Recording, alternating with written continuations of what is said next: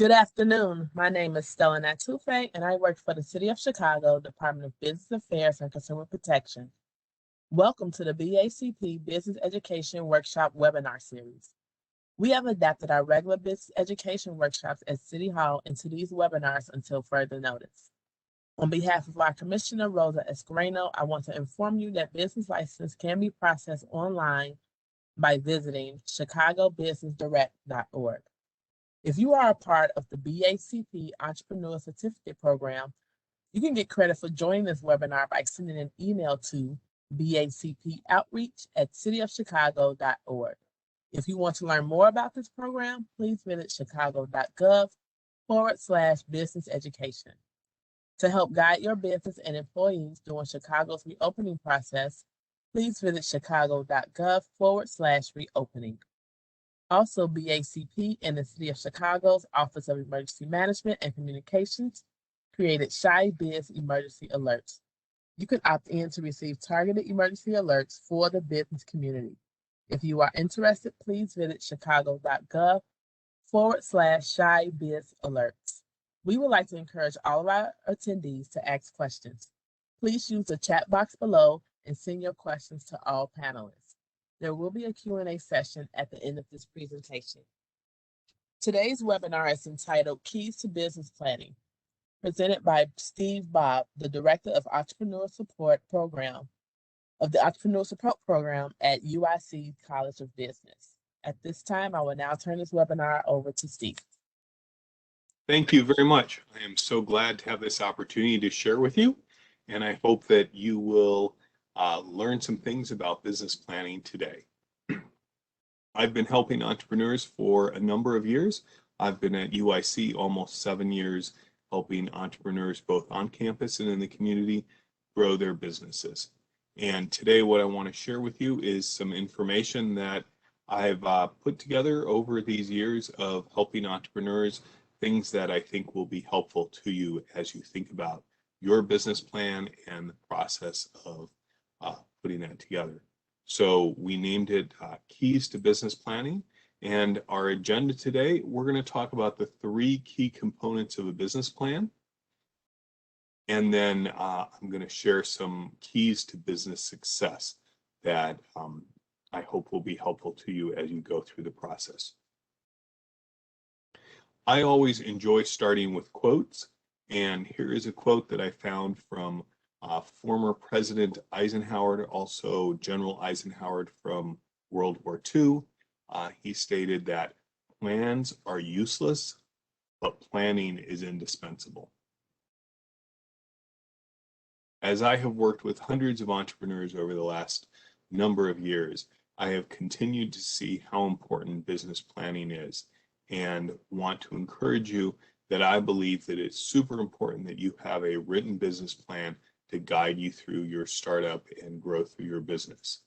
No matter where you are in the process, a plan can help you stay focused on what is most important to you, help you keep the focus where it needs to be.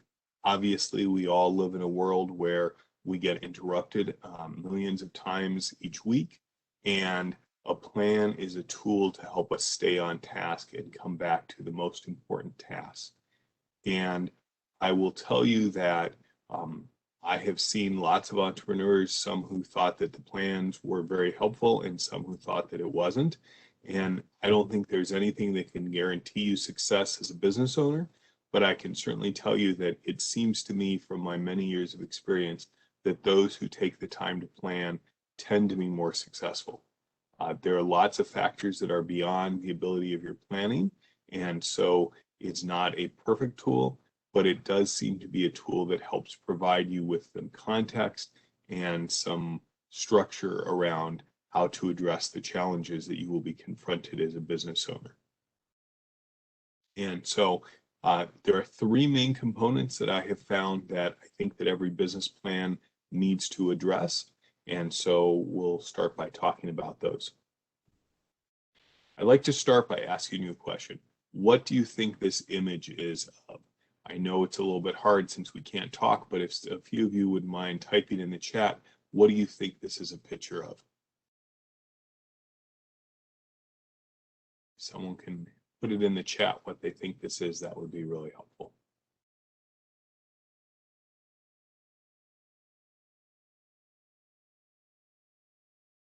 Anybody want to put something in the chat to tell us what they think this is a picture of? I don't know if you can see it, Steve, but they're saying a cleaning process, a mop and a bucket. Sure. Thank you. So yes, it's a mop. How many of you really want to buy a mop? What I think most people really want is a clean floor. As entrepreneurs, I think this is a key concept when we think about the topic of marketing. We should be selling the problem we solve, not specifically the product. I know that I'm not good at mopping, but a number of years ago, my wife said we needed a new mop.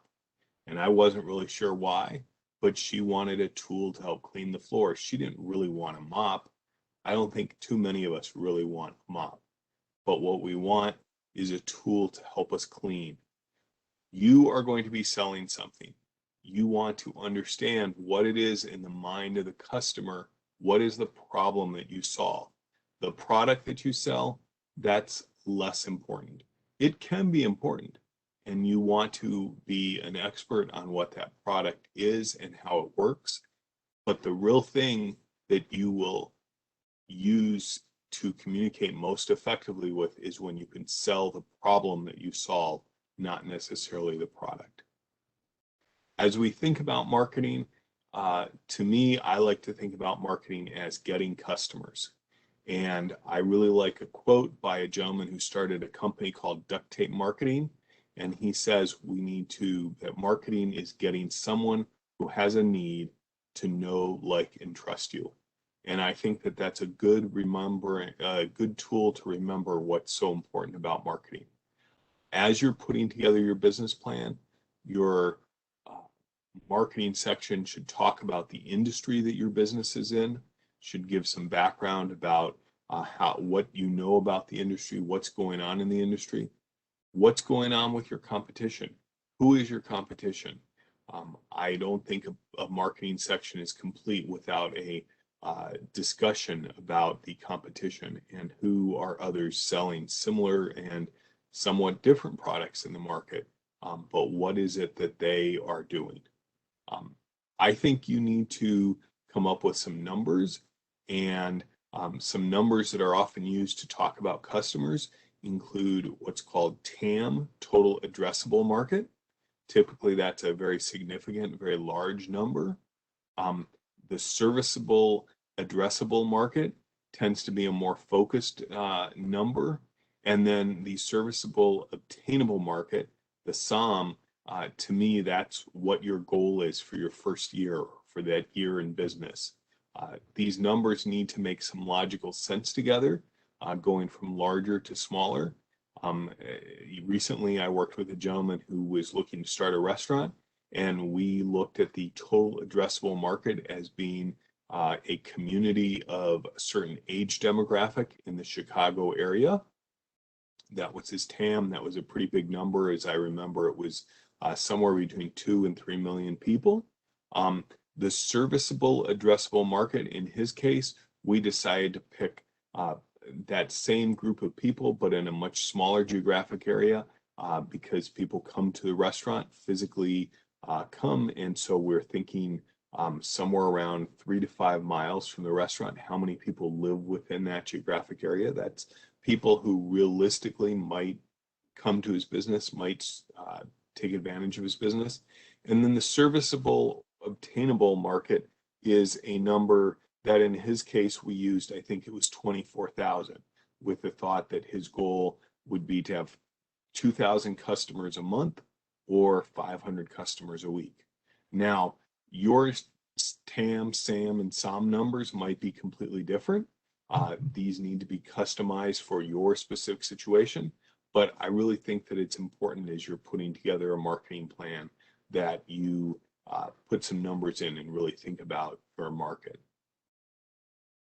There are some other things that you need to think about as you're going through the marketing section. What is the messaging for the target market? What is the creative piece? Sometimes in the industry, it's called the creative piece. What is the message going to look like? What is it going to say? How is it going to be delivered? Specifically, what it's going to say and what it's going to look like. Sometimes messaging is used to identify specific misinformation or confusion about a specific product or specific service. So what is it that you're trying to communicate to potential clients out there about how your product or service can benefit them? What is the promise that you want to tell them about? Then you need to spend some time in your plan identifying how you're going to get that message out. I sometimes like to use the word tactics as a broad way to say you could maybe use social media. Even in social media, there are different platforms. Are you using video? Are you using blogs? Are you using short messaging either with Twitter or Facebook? Those are all different tactics to get those messages out. And how you're going to get them out, your business plan needs to explain why you're making those decisions. As the business owner, you have the freedom to choose how you want to do it. Now, I would suggest that you investigate what others are doing, how they have done it, and learn from them. But your business plan needs to identify what is the methodology you're going to use. Are you going to advertise on TV? Are you going to advertise in print media? Are there community newspapers maybe that you want to use? Are there magazines? Again, what are those specific tactics you are going to distribute that message? Ultimately, you want to show people, the readers of your business plan, how your company is building trust. People have to trust you in order to purchase from you, and so you've got to create a system to build trust. And then your marketing section also needs to talk about the closing process. How do you complete the sale? How do you take someone who started with maybe probably not knowing about you and move them along a process to the point where they finally decide to purchase from you? Sometimes this process is relatively easy and straightforward. Sometimes it's much more complicated. Some things, the decision to buy them is made very slowly. Typically, things are more expensive that are made, the decisions are made slowly, but other times the decisions are made rather rapidly and there's a short process. But your marketing section needs to explain how this all happens, or how you expect it to happen, so that they can be convinced that you have a plan for how to market. And in a few minutes, we'll talk about numbers. One of the things is that most of these decisions in this section will have a financial implication. So you will need to plan to also explain that. One of the things that concerns me, often I'll see a business plan where someone say, we're going to use these tactics, whatever those tactics are. Maybe a big one that I see that concerns me is advertising on television. Television advertising is very expensive. For some businesses, it's very appropriate, it makes sense, but for other businesses, it's too expensive. So we need to also be prepared to explain the costs of the tactics that we choose in order to, as the quote says, get someone who has a need to know, like, and trust you. We're going to transition. So here's another question for you. Can anybody put in the chat what they think this is a picture of? So in the chat, if someone or a couple of people could say, what is this a picture of? What does it look like to you? Broken ice cream cone. Even someone said, that's sad, a dropped ice cream cone. Well, I've always said that you can make the best ice cream in the world, but if you can't make sure that you keep it cold from the time that you make it until you deliver it to the customer, it really doesn't matter. And the operations section is where we talk about how the business is going to operate, so that those promises and those offers that you made in the marketing section get honored in a way that the customers feel that they got what they wanted. So in this section, we're going to need to talk about how does the customer get the items? Maybe you're selling something electronic over the internet and they get access to some services, and or maybe you're selling a package that needs to be put in protective wrapping and put in a box and shipped. And even how does it get there? Does it need to be kept cold? With the way the weather can be, does it need to only be shipped certain days of the week? I've seen situations where products are only shipped certain days of the week because of the potential for challenging weather issues. How does the customer get that? Do they come to your location? Do you need to provide parking for them? What are all the things? So how does the customer get what they're purchasing? Another thing to talk about in the operations section is what is the legal structure of the business? How are you legally registering with the state or the county in order to form your business and be recognized? There are lots of issues around that, and the operations section is where you're going to tell the reader, probably an investor or a lender, what your decision has been on how to structure your business legally. What partnerships and relationships do you have? Some that you would want to think about, and we'll mention a little bit later. Certainly accountants, lawyers, suppliers, even employees and others. You need to talk about that in this section of the business. And then what are the systems that you have to make sure that your business works in a consistent way, in a repeating way? Every business has systems, every business has intellectual property. And so what does the business need to do to make sure that those structures and systems and items are kept protected and are there for this business to continue to do this day after day after day? And then, are you going to have employees? What kind of human resource issues do you need to address? How are you going to make sure those are addressed? What is the structure to say make sure that people get paid, both employees and others who are involved in the business? Are there taxes that have to be handled? All these different operational things to make sure that the business continues to be able to provide the services and, as I said above in the quote, in the comment there, satisfy the promises you've made in your marketing activities. So that is about the operational section. And then there's a third section that I'm going to call profit, although sometimes people might consider this around the financial section. And I do think that this is a cute little picture here, because in the financial section, they're going to be balancing of how much something's worth versus how much something is willing to pay. A quote that I like to use about this is, profit is not the legitimate purpose of business. The legitimate purpose of business is to provide a product or service that people need and do it so well that it's profitable.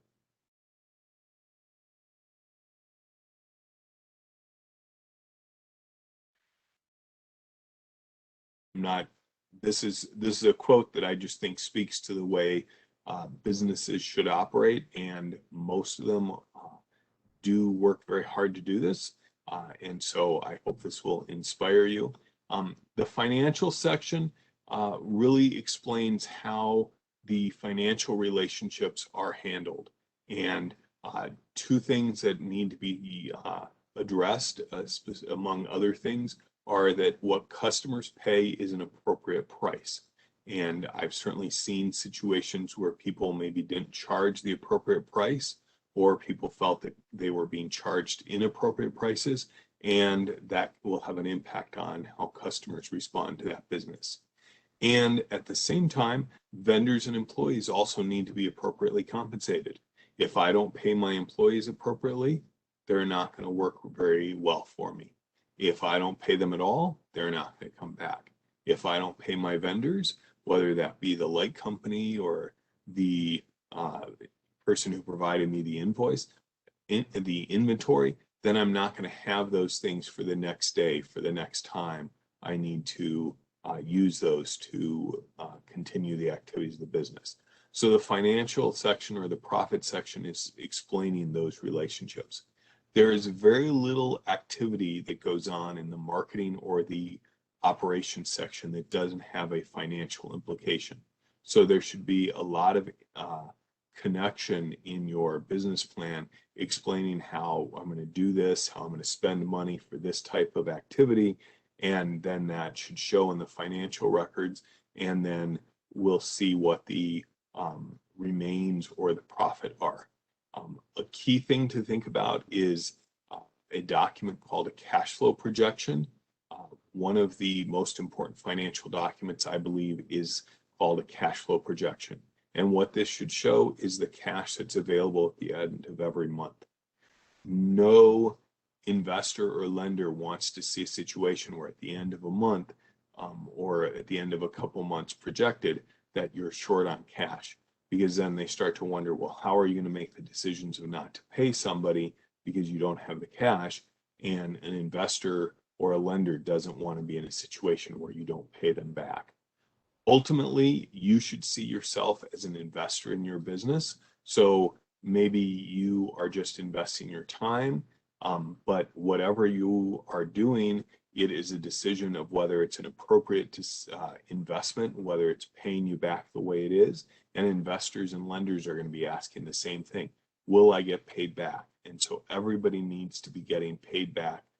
And I like the words appropriately compensated as they have a relationship with the business. So that's a very quick summary of the 3 sections. I will say that there are lots of different ways to put together business plans. I definitely think that something needs to be in writing, but beyond that, there are lots of different ways to do it. And I would encourage you, if you have not started to put together a business plan, that you look at some of the different options out there and see what you feel makes sense to you and seems to be appropriate for your style of working.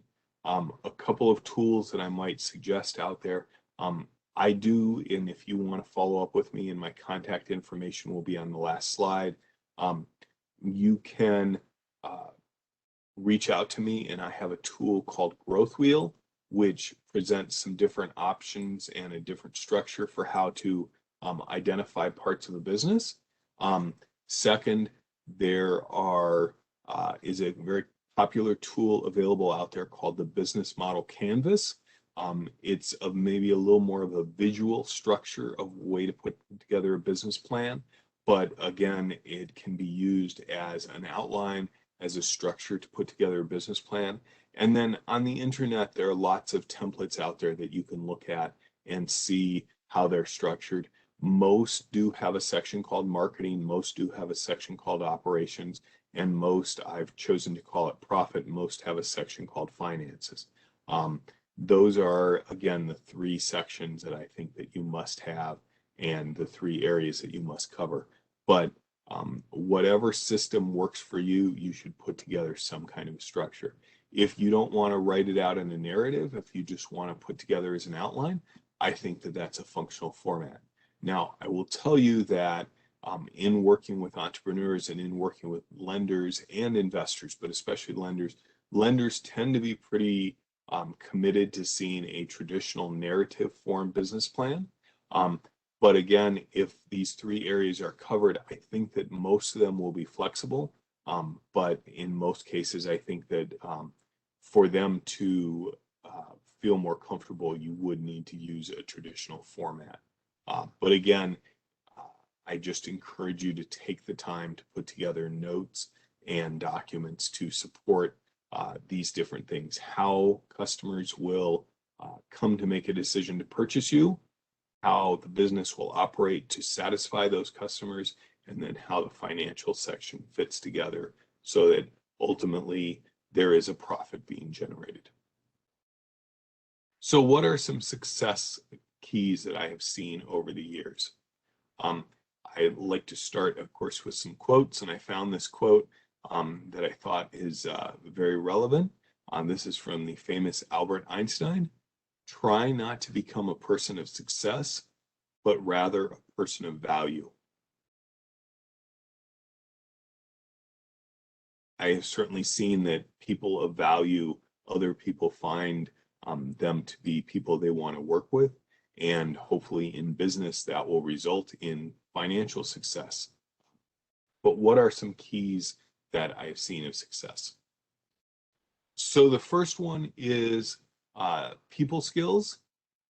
It seems to me that you need to develop skills to motivate and lead those who interact with you. Ultimately, you're going to have some outcomes that you want to accomplish. And part of a business is getting people to move in the same direction as you. And hopefully that includes serving the customers and providing what they will pay for, and that will generate profit. But in order to get there, you probably need to have some partners that you work with. You probably need to have investors or maybe funders. I see investors typically as people who give you money in return for a share of the profits, whereas lenders or sometimes funders typically do loans, but that's probably a nuance of those words. Getting your employees to work with you. You want people to feel comfortable and to be able to do what you ask them to do. Maybe you have contractors in your business. Whatever the person or group that is working with you, you need to be able to communicate effectively with them and encourage them and lead them to help you achieve those shared outcomes. So people skills are one of those key things to success. Second thing is sales skills. Ultimately, you must be willing to sell what you're doing. And I know that this might sound a little scary. I don't necessarily think of myself as a salesperson, but ultimately, if you are running a business, you're going to be selling something, a product or a service, and you're going to have to be the lead salesperson to do that. Now, it's true that many businesses hire sales teams, and I think as businesses grow, that's not uncommon, but you still have to understand the selling process, and certainly early on in the process, you have to be the one who's going to be selling what you're selling in your business. The reality is no one else will have that same vision as well as you. No one will catch that same enthusiasm or excitement about what you have to offer as you. And so entrepreneurs who need to want to grow their business are going to have to be people who take a commitment to making sure that the sales is done and probably want to be the salespeople themselves. And so you've got to learn sales skills. And there are lots of resources out there to help you start to understand that. And if you have questions, I'd be happy to talk more about that a little bit later and also point that some resources to you. And there is a question about owner's investment. I'll hold that one to the end because it's not relevant to the next slide that I want to cover, but we will get to that. The third key that I see that tends to generate success is a commitment to building systems.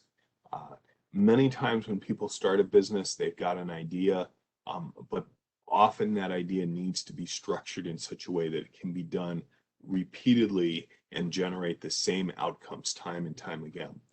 If you think about your favorite restaurant, you probably have a favorite meal there and you want it to taste a certain way.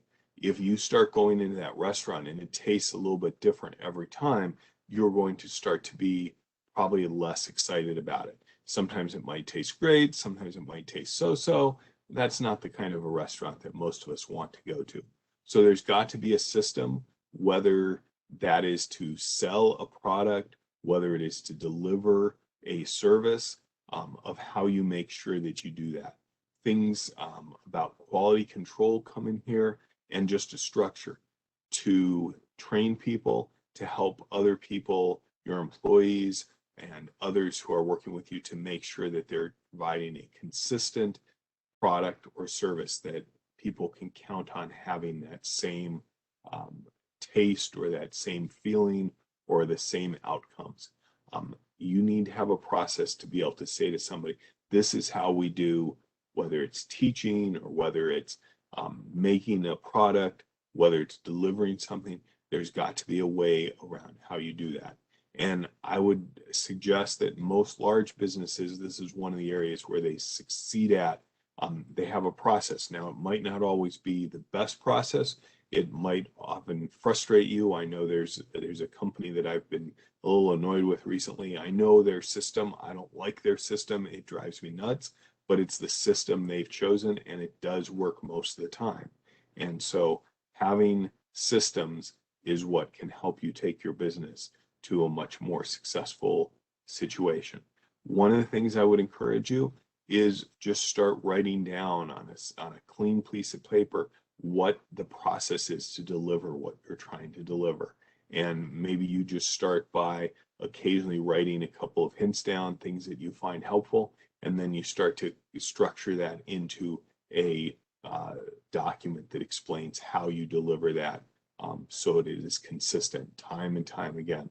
And so you can share that with other people, certainly carefully. You don't want to share it with everybody, but with your employees and people who help you, so that they know and so that they can be delivering it in a consistent and similar way.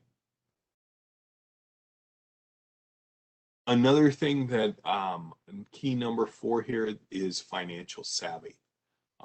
Successful entrepreneurs need to focus on 2 specific parts of the financial area. The first one is understanding and planning for and setting aside financial resources for the business. The reality is, and I don't want to scare you, but I do want you to know what I've seen repeatedly and many people have said, is that it will take more, especially financial resources than you expected. A number of years ago, I was at a networking event for some successful entrepreneurs, and I happened to strike up a conversation with one of the entrepreneurs there, and I said, so how long ago did you start your business? And I think he told me, I think it was a couple of years, and I said, is that how much you'd planned for? He said, well, I'll be honest, it's taken about 3 times as long to get going, and it took about twice as much money as I expected.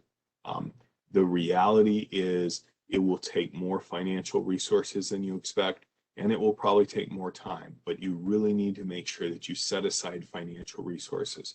And I encourage you to dream and go for starting a business, but you also need to know what are the financial resources, and you really need to take the time to understand where you're going to get those. Someone said that your income on your cash flow projection will always be high on paper, much higher than it is in real life, and the expenses will always be low, and the actual expenses will always be much higher than you expected. It's going to take resources to get a business going, no matter what that business is. And so what I've seen is that entrepreneurs who come in having known and planned and identified the financial resources tend to be more successful. The other thing about financial savvy is that you need to learn to understand and manage your own financial documents. I'm not saying you have to create your financial documents, and in fact, I would strongly encourage you to build a relationship with an accountant and have them help you put the financial records together. But you need to understand what those financial records mean and how they work and how the numbers, the money flows through your business, and how you can optimize that flow of money to make sure that you are making the return that you expect. Too many entrepreneurs don't take the time to understand the financials and tend to see that as a chore and a challenge that they don't necessarily want to focus on, and they end up really struggling in that area. So if you feel that you still need to learn more about this, take some time, look for resources. There are books about how to understand finances for people who came from a non-financial background. There are courses out there. There are many service providers in the city of Chicago who help entrepreneurs, and many of them have classes on understanding financials and understanding the financial language that is used.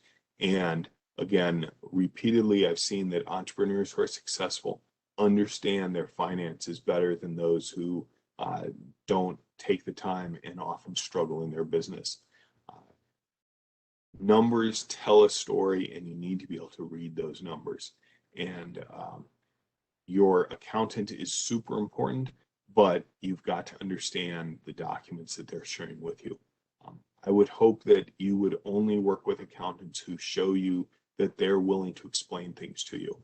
If an accountant just says, oh, this is the way I've always done it, and doesn't want to explain it to you, that to me would be a red flag. You need to understand how those finances work. Now, as you grow your business, you'll need to develop a finance team, but you still have to stay on top of them and be tracking and understand what they do. Yes, some people are unethical and not going to do the right thing for you. And I've seen plenty of entrepreneurs who have struggled through those situations. Years ago, a person who had access to the financial records I know stole a whole bunch of money from a company. Had the business owner been paying attention a little bit more, it would have not happened as much. But the person realized that there were very few financial controls and was able to get away with it. They did get caught, and that's fortunate. That can sometimes be a challenge, but the better you understand your finances and understand how finances work, the more likely you will be able to make sure that those negative things don't happen and that you can use that information to make decisions to grow the business. Both of these are key financial things that you need to do, really understanding those numbers.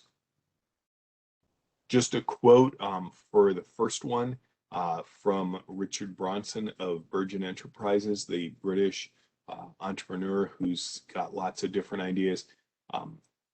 Just a second. Okay, I'm sorry, I thought I had a quote from him that I was going to share, but understanding your cash flow and your financials is super important. And then here I have one extra one. Build relationships with quality advisors. You definitely want to have a good or a great accountant. There are lots of accounts out there. Some are better than others, so don't just settle for the first one. Really interview them. Consider them as an important part of your team and somebody who you really want to feel that you can trust, and take time to listen to them and understand them. Too many entrepreneurs I've seen don't invest in their relationship with their accountant or their lawyer, and they get very transactional services. Accountants want to explain what they're doing, or at least good accountants want to explain what they're doing and help you understand so that you can be making wise decisions. And so build relationships with quality advisors, people who really understand your industry. Part of the reason why I professionally am very hesitant to recommend names of accountants or lawyers is because there are lots of different skills, lots of different industries, and while they can give you broad advice, general advice, those who understand your industry can give you specific advice that will help you deal with those specific industry issues. So I would encourage you to talk to others in your industry and find out who they have found to be helpful in the accounting and legal field to make sure that you have advice from people who really understand the nuances of what you're doing. There are other experts out there. Again, it's great that the City of Chicago provides these workshops. There are a lot of experts who come in to help with those, and you can talk to them and find out how they can help you, find out what their experience is in your industry to understand how they can use that knowledge of that industry to help you make sure that you make wise decisions and you can take advantage of the mistakes that others have made to not repeat those mistakes. Your team of advisors is very important. Entrepreneurship is not a one-person operation. You definitely need to start as number one, as the only person, but you need to build a team of advisors. Let me go ahead and finish up the presentation, and then I can flip through a couple of slides again. I found this quote about success that I think is really important to think about. This is from Ariana Huffington from Huffington Post. We need to accept that we won't always make the right decisions, that we'll screw up royally sometimes. Understanding that failure is not the opposite of success, it is part of success.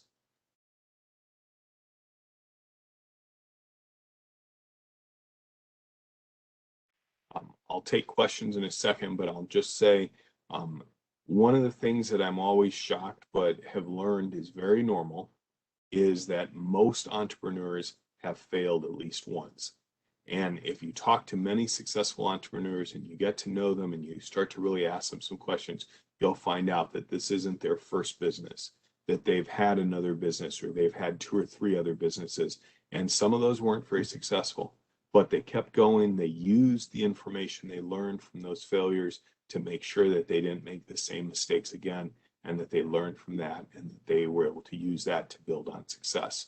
So go out there, give it a try. Hopefully it will be successful, but if it's not, see it not as a failure, but see it as part of making success. I'll go ahead and take some questions. I see a couple questions in the chat. One of the questions here, Maria has asked, can you explain a little bit more about the owner investment in terms of time? What tool can be used to find what the value is?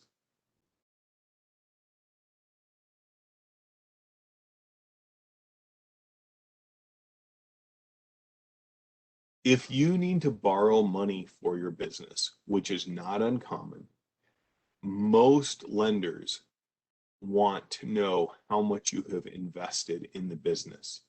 And a typical expectation of a lender is that you have invested 20% of the amount of money that's needed for the business. The value of time is very complicated, and realistically, most lenders that I've worked with over the years are glad to know that you've invested your own time, but they struggle to accept the time as something that they can quantify when they ask you about what your owner's investment is. My typical suggestion is that it probably doesn't hurt to keep a rough estimate and some ideas of how many hours maybe you've put in. But to actually use that and say, hey, I've invested, $10,000 a time or $20,000 a time, I don't think most lenders are going to accept that as a valued trade-off. The reality is bank lending is a tough situation. I do another workshop series, and in that I have some statistics, and I believe that the reported amount of entrepreneurs who take bank loans is under 20% of entrepreneurs. And I think the reality is that many of us have heard that, oh, if I want to start a business, a bank will lend me money. But the reality out there is that it's a little more difficult and doesn't happen as much as I certainly wish it would happen, and think that it would be great for our communities. I think that you should have conversations with lenders as early on as you can. If nothing else, maybe just to say, tell me what you're looking for when you review a business plan. Tell me how you make your lending decisions. How can I present my information in the best possible light?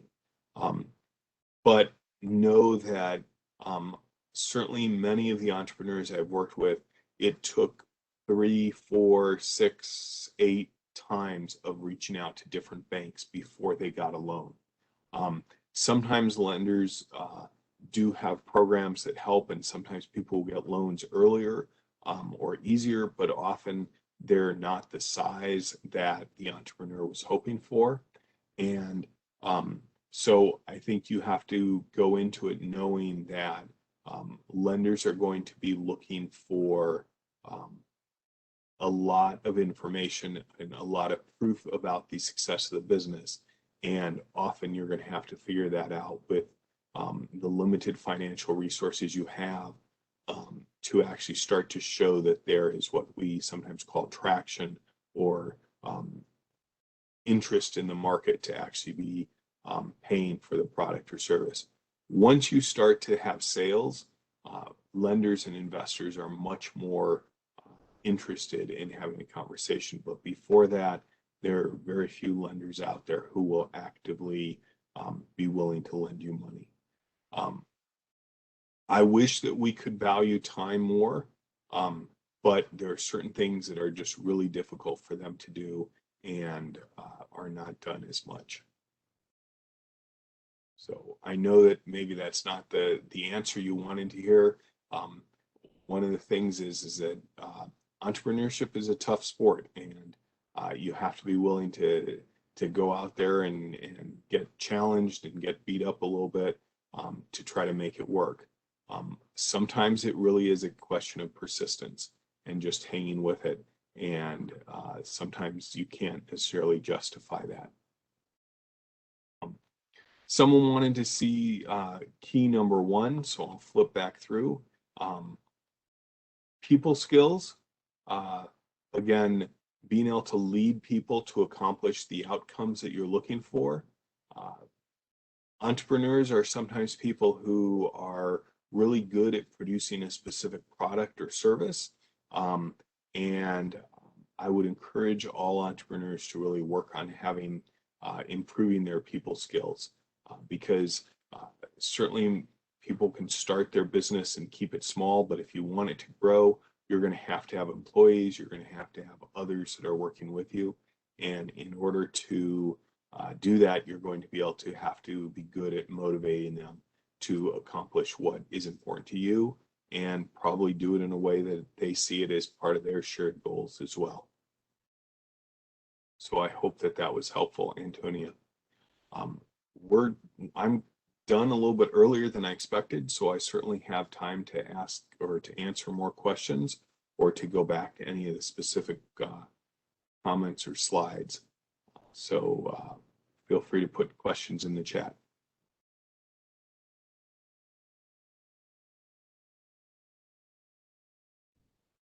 My email is there on the last slide. I'd be happy to have additional conversations with you. I have a time each week where I call it Business Clinic, where I'm happy to chat with people for, I do it in 30-minute blocks, where I'm just happy to sit down and typically they've been virtual conversations, just like the city has moved to virtual workshops. I've been doing all my advising for the last just over a year virtually, but I sit down with people and talk with them over either a Zoom call or personally, I like Google Meetings, but the tool isn't so important. We can also talk over the phone, but start the conversation with me by reaching out to me via email at sbob@uic.edu, and I'd be happy to talk to you. A question here, the first suggested business plan guide, and the second was the business model canvas from Bridget. The first thing I mentioned about a business plan is a tool that I use. You can reach out to me and ask me. It's called Growth Wheel. You can also call it the circle chart. I should have included a copy in the slide here. It's a tool that a gentleman invented and has trained a number of people to provide services around. It's a wheel with 20, shall we call them pie pieces, of 20 different topics that all entrepreneurs need to address. Certainly you can't address them all at once, and each person's answers and stage at answering or thinking about those topics will be at a different place. And I'm a kind of a skeptical person, and so when I first heard about it, he said this is a comprehensive list of something that every business owner needs to address. And I will tell you that my first response was there can't be a comprehensive list. But I've been using it for, I think now about 7 years, and I can tell you that it really is one of the most comprehensive lists of business topics that need to be addressed. In one corner, there's a number of topics around the issue of the business concept. What is it that you're trying to sell? Who are your customers? What is your revenue plan from those customers? And then in the other corner, there's a section on your customer relationships. Sometimes people might think about those as marketing. Some of them go a little bit larger than traditional marketing, but everything from branding to specific marketing, networking, and some other things, including your sales techniques. And then on the lower side, so those are two on the outside, things that are really external to the business. And then the way this is organized is the things on the bottom side are more internal to your business. So on the one side, we have the organization, things like the ownership, and do you have a board? Do you have advisors? What about employees? What about legal issues that your business might need to address. And then on the other side of that are things around the operations and facilities, finances, where you're going to get your funding, how are you tracking your finances. And so it's, again, it's a very comprehensive list. And if you'll send me an email and just say that you're interested in information about Growth Wheel, I'll be glad to send you some basic information about that and let you see that, have a copy. I have a link. In fact, give me a second. I'll see if I can quickly pull it up and I can put it in the chat actually, where you can reach out and see that. Give me 1 second and I'll get back to questions here.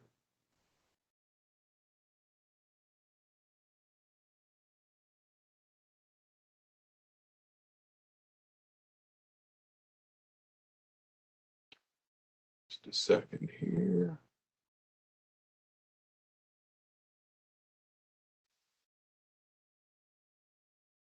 I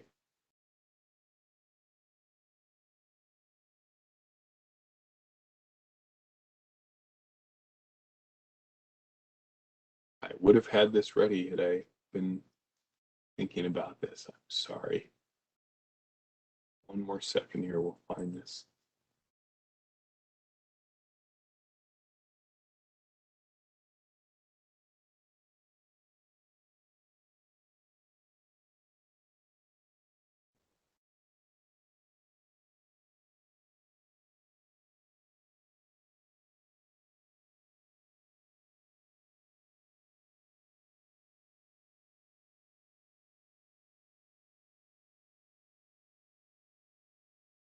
Still looking for it. Here it is, just a second.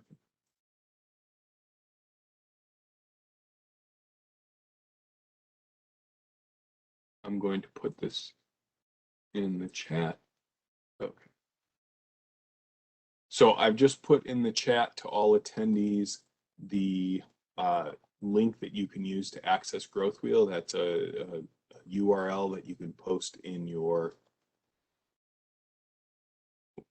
web browser, and that will bring up a PDF document of the Growth Wheel. And certainly I'd be happy to sit down and talk with you about that more. So please go ahead and send me an email so we can talk more about it. Another question here from David. Are there resources at BACP for creative entrepreneurs such as artists or authors? I'll let BACP answer that, but one of the things I'll mention, and let me pull this up. There's an organization in town that's specifically focused on more creative entrepreneurs. And so give me a second. I'm flipping through here to find the name of the organization because I don't want to get it wrong.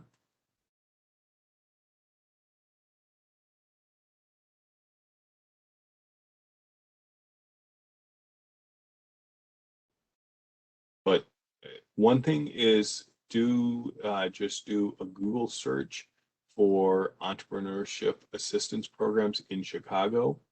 Chicago is full of lots of different programs, and there are resources for all different types of businesses, but specifically for more creative businesses, I'm slowly here looking through.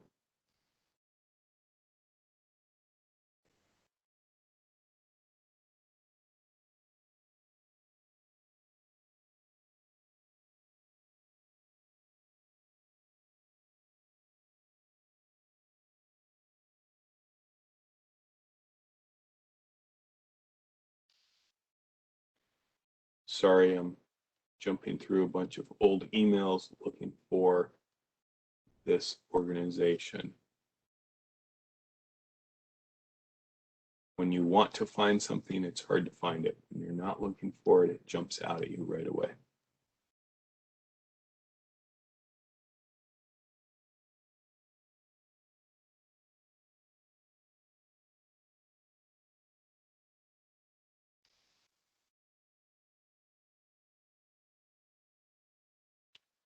continuing to look. It will pop up in just a second here.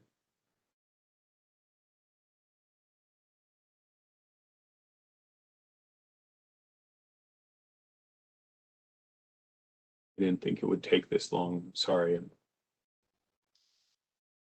still going through here.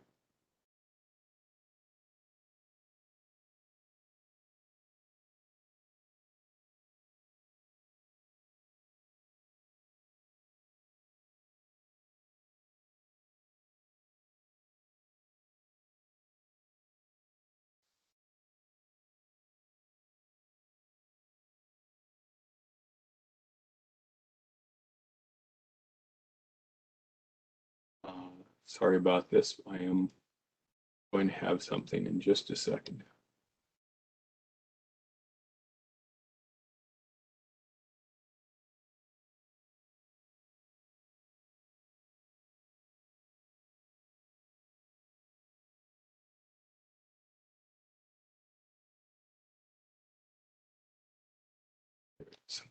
Okay, there's an organization called 2112, and their website, I believe.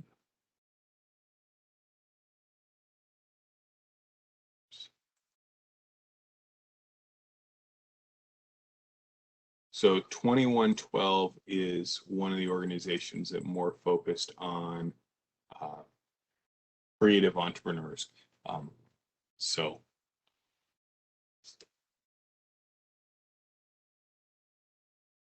need to see if there are any other questions here.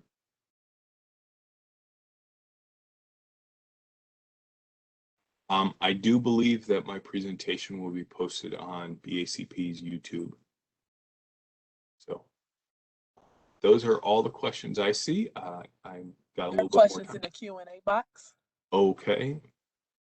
You know what? Could you read those to me? I'm not sure where the Q&A box is.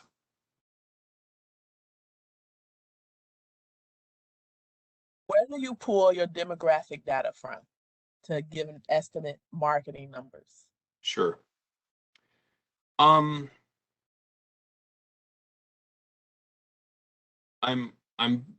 hesitating because there are a number of different resources. The Census Bureau is considered to be one of the gold standards, but I personally have found the Census Bureau's data to be very difficult to manipulate into a way that makes me feel comfortable. So I tend to use other sources of data. One of the places that you might want to consider is the county, Cook County has a tool called Connect to Cook.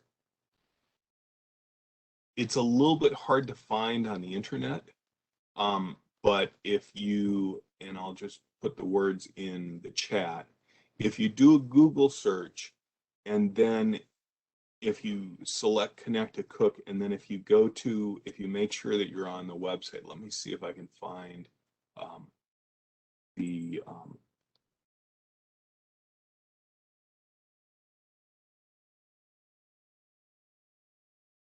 not sure. I'll see.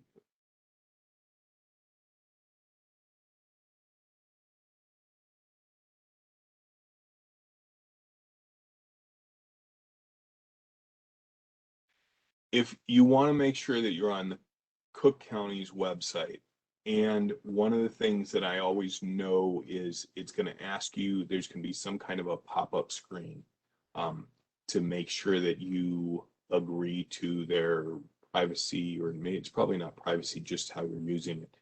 If you send me an email, I can send you a link to and some short instructions for how to use Connect to Cook.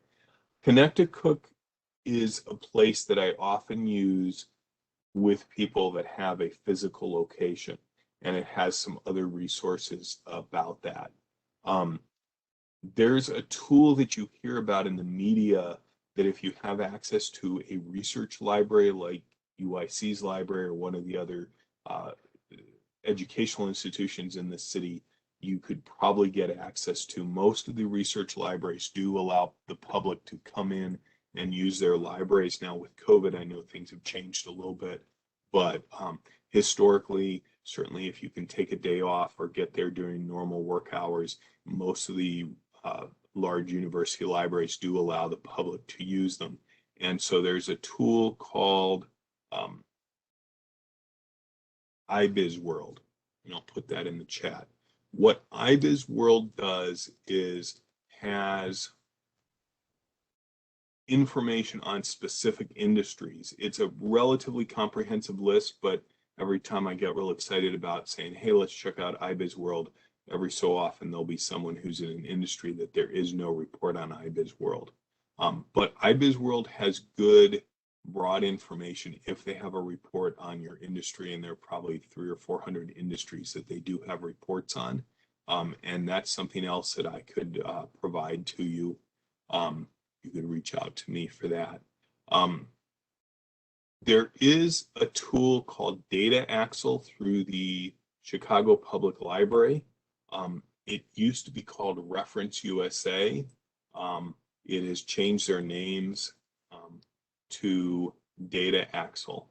And Data Axle and Connect to Cook use very similar data, but they both provide different information in the way they spread it out.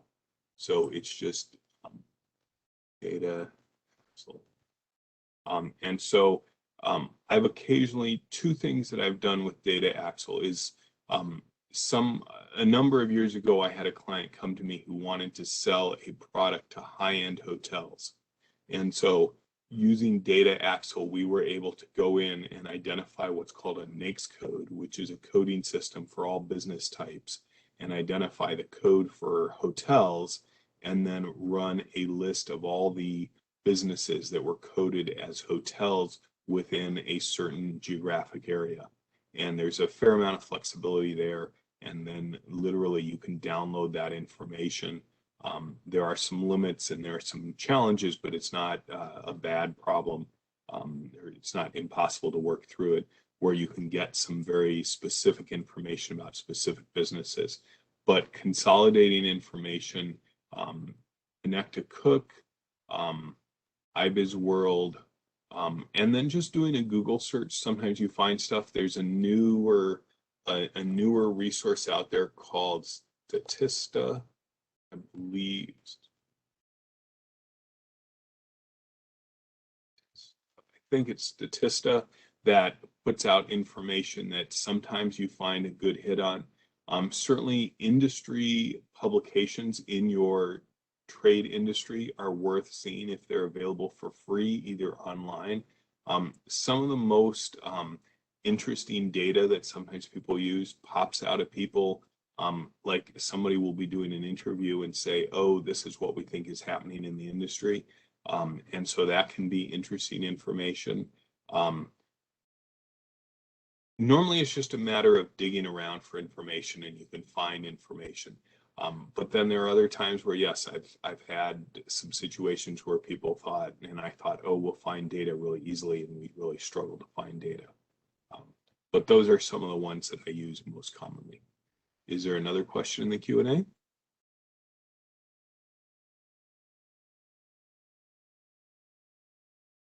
Share the growth wheel tool. Yes. What about it? I want you to share it. Yes, I put in the chat, I put a link here. I'll repost it.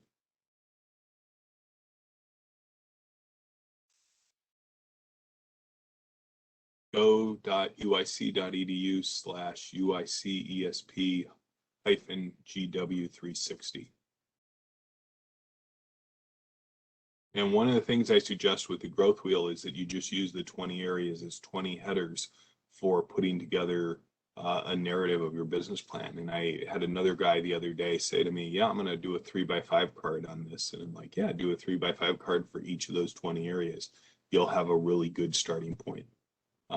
And then you can start to prepare a narrative to share with a lender if that's something you need. One of the things I would encourage is that if you're going to borrow money, that you try to ask a lot of questions of the lender in advance, or multiple lenders. And you probably will need to customize your document to help them feel comfortable with what you're trying to do. the more time you take to understand them, the more they will be likely to understand you. Another question here in the chat: should entrepreneurs have a website for business-to-business companies before having clients lined up? I believe that in today's world, if you don't have a website, you're putting yourself at a huge disadvantage. Now, does it have to be a super complicated website? Not necessarily. I personally had to look for something. I can't remember what it was. I think it was actually my barber, and he has a simple one-page website, nothing complicated. But I think that that is like, it's just, it shows the rest of the world that you're taking it seriously to promote yourself. You should make it as sophisticated as you need it to be. You should understand what you can do with it, what you can't do with it. But I think you do need to have a website in today's world. And certainly as your business starts to grow, you want to have it out there. And I would say that especially if you're doing business to business testimonials, as you develop those testimonials, I said you have to be a salesperson. You also have to be brave enough to say to people, would you give me a review? Depending on the platform you're using for reviews, you need to understand what you can and can't do.